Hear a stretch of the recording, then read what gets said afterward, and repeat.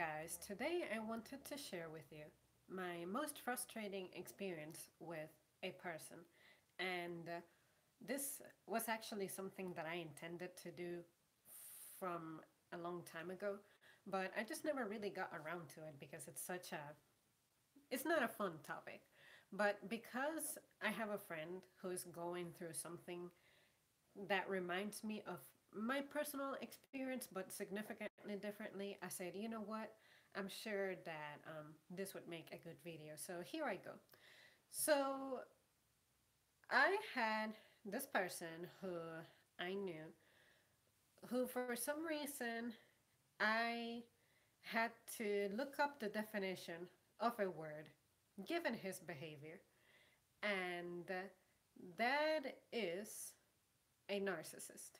So I'm going to really quick look up from various sources the definition of narcissist. And I'm not a psychology nor a psychologist or psychiatrist. I don't claim to be an expert on anything like this, but I did take courses when I was back in school. So while I cannot give a diagnosis, I want to pretty much base this convinced that this person may classify under this category. So immediately when I Google the word, it says that a person who has an excessive interest in or admiration of themselves. And then another thing says narcissists cut a wide, swashbuckling figure through the world. Self-loving spectrum is charismatic leader with an excess charm. And then, let's see, Wikipedia, which I know is an unreliable source, says it is the pursuit of gratification from vanity or egotistic admiration of one's own attributes. So, alright, with that said, in sum, it's pretty much someone who looks for value, admiration, praise from others, and is pretty much heavily in love with themselves. So, with that said, I'm going to share with you a series of texts that I exchanged with this person back in the day. And to give you a little bit of a background, this person is a client from the place that I work at. And one day, summer 2015, I was leaving because my shift was over, and he happened to be there, and I, of course, recognize him for being a regular. And I just greet him and this and that, and we hang out for a second. He's ordering something from the kitchen, and then I just greet him and I ask him, what's your name? I know I see you all the time, but I don't know you. You know me, but I don't know you. This and that. And then he shared his name, which I'm not going to express. And then after that, he said um, he looked for a card to write his number in. And I said, that's kind of odd and suspicious, but I went ahead and rolled with it because it's not the first time that I make friends with a client.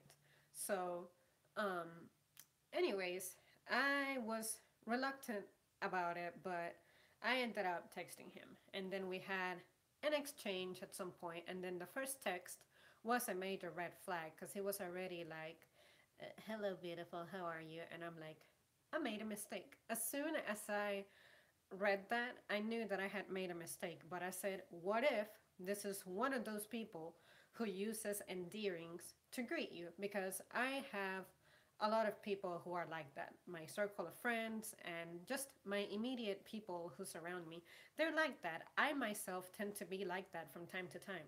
So I really wasn't mentally, I wasn't really making a big deal out of it, but internally, like my gut was telling me that this feels odd. And from that day on, I learned to never question my gut. So, anyways, the conversation went really weird because of course he started to get all up on my business and asking me very personal questions and saying BS about I've always liked you and this and that. I want for us to get married, this and that. And I said, if you're a person who has this weird sense of humor, I'm not bothered by your comments, but if you're being legit, let me tell you that this conversation is accommodating me and I'm not interested because I'm already committed. But even if I wasn't committed, this is not the way that I like to handle this. So would you please stop? And he really didn't. He did, but very, very briefly.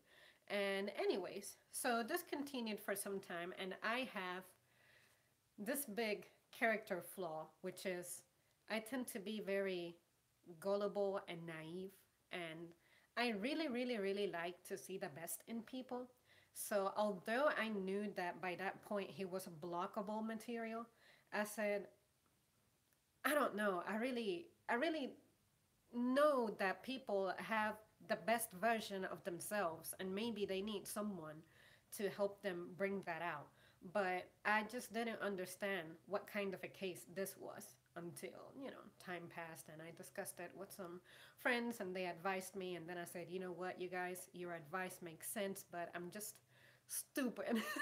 But, anyways, and he continued this for maybe some time. Like, I don't remember, it's been 2 years, but after that I said, okay, this has to end. So that's when I finally blocked him and it was all over. But somehow, I forget how or why, maybe it was a phone issue, but somehow he ended up being unblocked, and or maybe I voluntarily unblocked him because I can't remember, but the thing of it is, I pretty much took that opportunity to give him another chance.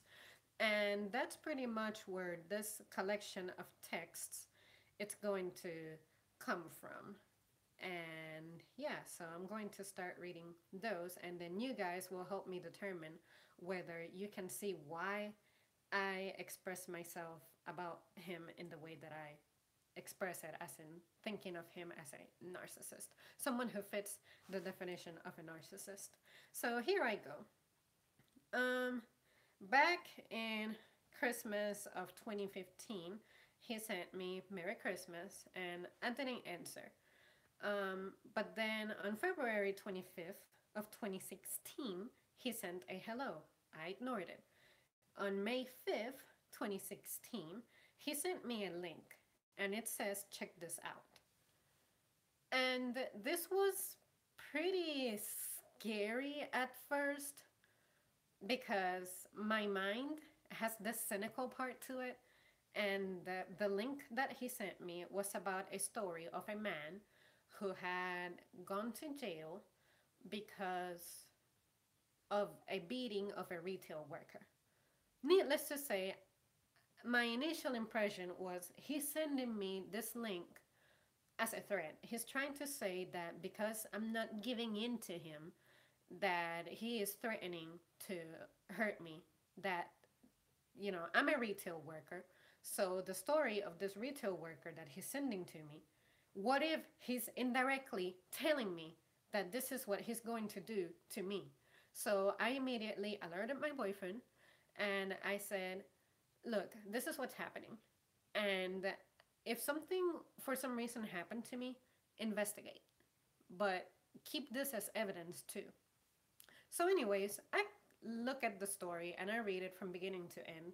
And this man is a filmmaker. So it turns out that he picked up this case and decided to make a film about it. Like the injustice being committed with this man who's being accused of beating this woman up, and he was actually innocent. It's one of those videos that's actually a race matter, so that's why it's particularly like outstanding like that. So just to give you an idea, and my reply to him the day after was, I checked it. And then he says, what did you think? And I said, I'm bummed that the justice system has such defects. I like the fact that your film was well produced and is helping people around. And then his reply is, "Oh," with like five W's. "Thanks." And then that blushing, smiling emoji. And then I said, "I hope you intend to keep up the good work because I think it's really important that that stuff gets spread. And thanks for telling me, Bees, that my video is buffering. The weather is terrible outside, so please just bear with me for now." Um, and then he says, "I plan to keep working on this documentary for some time until it's finished." And then I said, "That's good. Incomplete projects turn into a waste of time." And then he goes, "Agreed. If you would, if you like, I'll send you an invite for the next screening."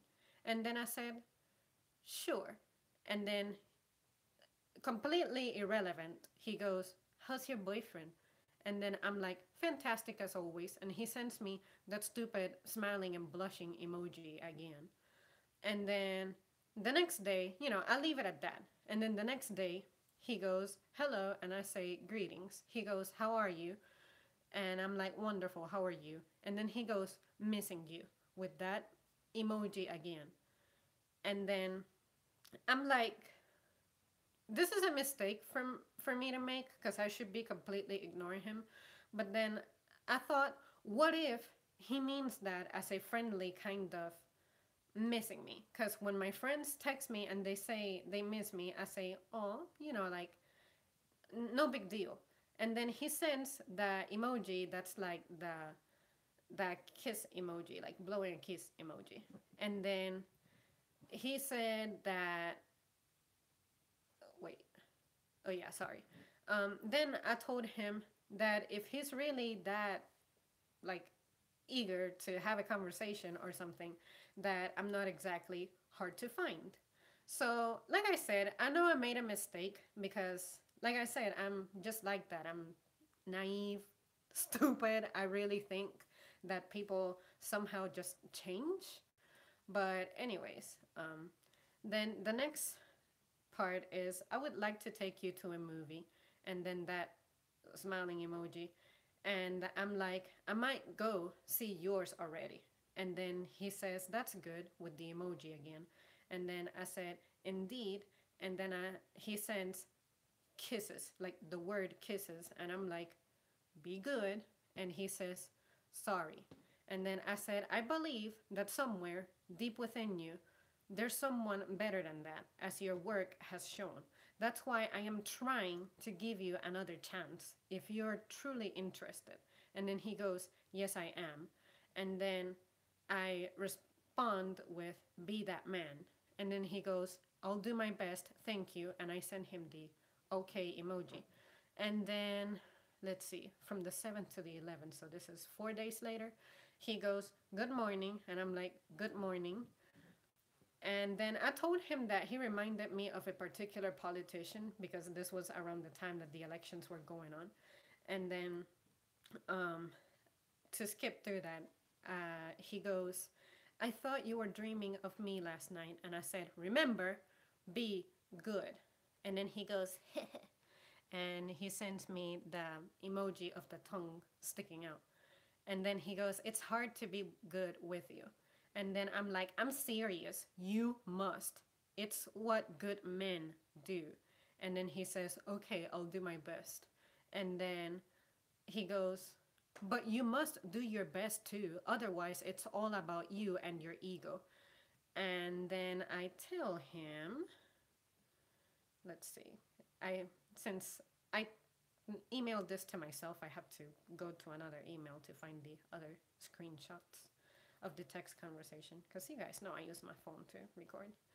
Um, and then he goes, I said, "What, may I ask, makes you say that?" And then he goes, "Because it's a two-way street and I'm your elder. Doesn't seem you're giving me the proper amount of respect." And I'm like, "And you have earned it by doing dot dot dot dot question mark." He goes, "I could ask you the same. What have you done for me?"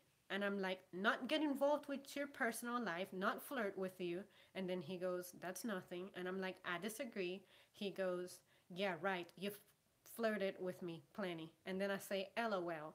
And then he goes and sent mixed signals. But really, what have you ever done for me? Did you come to my screening? Didn't see you there. And I said, I never received an invite with the date and time like you said you would, unless I missed it. He said it was in the newspaper. In my mind, I was like, motherfucker, who reads the newspaper? I don't read the newspaper. The only time I read something is from my phone. So you cannot expect for me to guess which newspaper and to anticipate that I am reading the newspaper.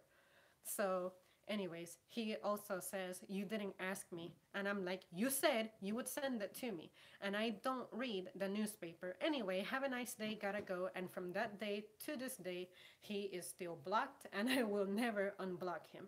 But yeah, you guys, with that said, that's the exchange that I have in my handwritten journal. I have more stories of them because I used to write about everything that happened in my day. But with that said, would you guys agree that he fits the definition of narcissist because he is really insistent that I just give him attention. He was persistent. And in addition, when he sent that link of his film work, he was looking for me to praise him. Like, that's the whole reason he shared the story because I gotta give him credit. It's very well directed, very well produced. So I'm not gonna lie, and I like to give feedback because this can help him in his career. He's an aspiring filmmaker. So if I give him that feedback, he'll be encouraged. That's what normal people feel. That's how I feel. When you guys leave me comments about, I can't hear you, or, you're buffering, which I'm like, I'm sorry, but I don't have a lot of room on my phone, so to make videos that are lengthy, I have to stream, etc., etc. But that doesn't discourage me. Quite the contrary. I'm like, against all odds, I'm going to keep the show running. And you guys also tell me which topics you would like to hear me on. And I'm like, okay, I'll write it down. I may not get it to I may not get to it immediately, but I like your idea and I'll get to it. But, none of you guys are out there demanding my attention like that. This person is really, really harassing me as well. Because, he was saying comments that if the people around me didn't know exactly what was happening, it could look like he's saying that we're dating or something like that. And I'm like, I need to keep my boyfriend informed about this because this man is nuts. But honestly, that's the only sour, bad experience that I have ever had with a person. And if we want to be specific, that I've ever had with a guy. And what's interesting is that I wasn't even trying to be involved with this guy like that. I gave him no indications of interest, like personal involvement. I never hung out with him except one time where I work at, and he was sitting on some table, and he said, I'll be there at around this time. And then I was like, crap, I already happened to have time to have plans to be over there at that time. So there's no avoiding him because, that's where I work. So, but anyways, I decided to just go with him and talk to him face to face. And I'm like, just, why are you like that? Da da da da. And then I forget what he said. But for me, this was a particularly awful experience, but it didn't traumatize me in any way. I don't think that, say, all men are bad just because of this guy. But I do think that it's frustrating that people like this, exist. People who think this way. It's like, can you not just respect other people, respect their boundaries, and also as soon as you find out that someone who you may have a crush on is taken, respect them and move on. Don't try to somehow try to like have a one night stand or something because that is so absurd and he should know better based on the times that we have had any exchanges that I'm not that type of woman. I don't roll like that, and I completely respect the person who I am seeing at every time. So anyways, guys, that is the story of my most awful experience with someone.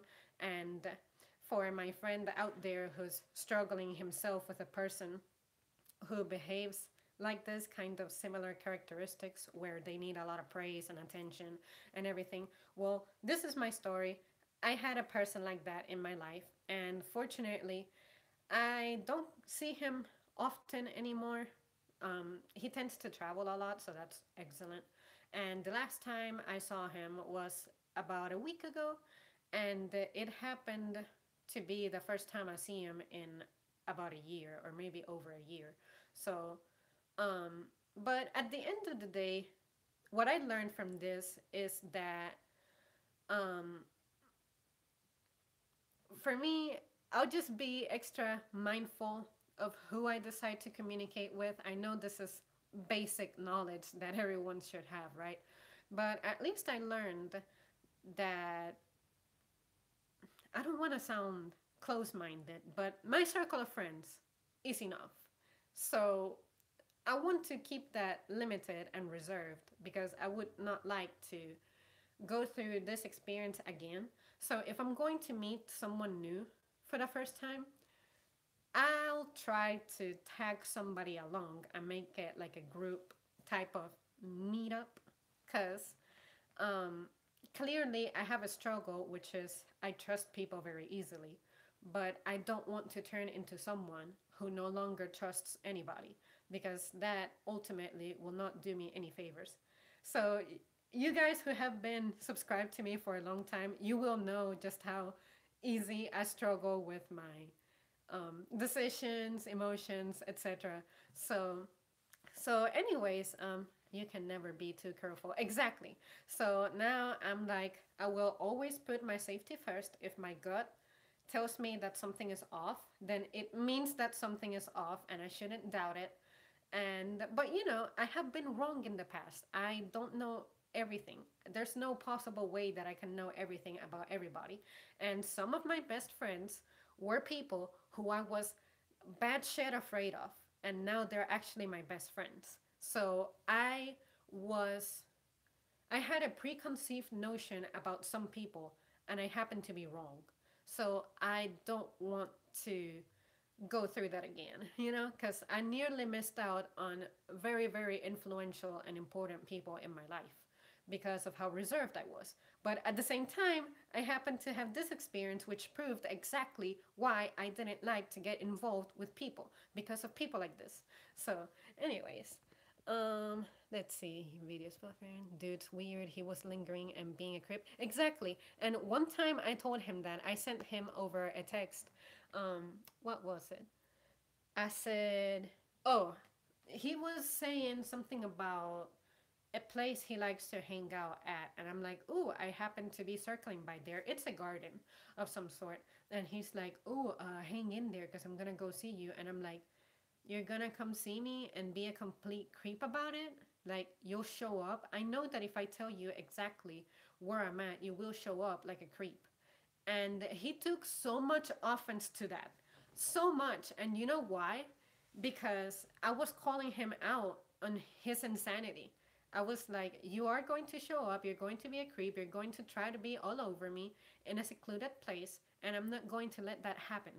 So he got so offended, he lost his crap. He was like, that's so disrespectful of you, da da da da da. And I'm like, if you really were that much of a good person, you wouldn't feel offended by what I say.